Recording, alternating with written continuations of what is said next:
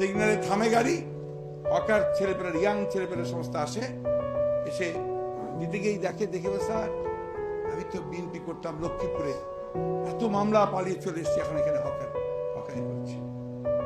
রিক্সা চালায় আমাদের ছেলে।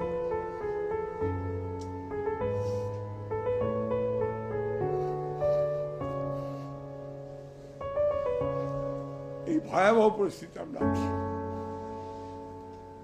গুম করে দেয়, খুঁজে পাওয়া যায় না।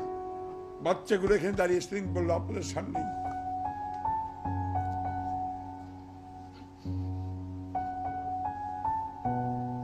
আমি দুঃখিত, দেখতে দেখতে আমি খুব আবেগপ্রবণ হয়ে গেছি। বাবার সঙ্গে ঈদ করতে চাই, সেই দেশ এখন এর জন্য যুদ্ধ করেছিলাম।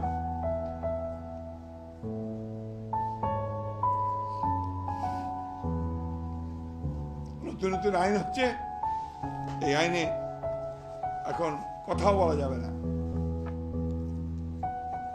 যাবজ্জীবন কারাদণ্ড, 1 কোটি টাকা জরিমানা, আকারে ইঙ্গিতে যে কোনো ভাবেই। এখন আপনাদের কি ভূমিকা হবে আপনাদেরকে নির্ধারণ করতে হবে।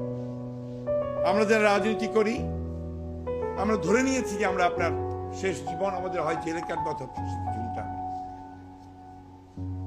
যতগুলো মামলা আছে সেই মামলায় যদি 5 বছর 10 বছর করে জেল হয়, আমরা হিসাব করেছি যে আপনাদের 250-260 বছর জেল হবে, কোনো রক্ষা নাই। এটা আমার কথা।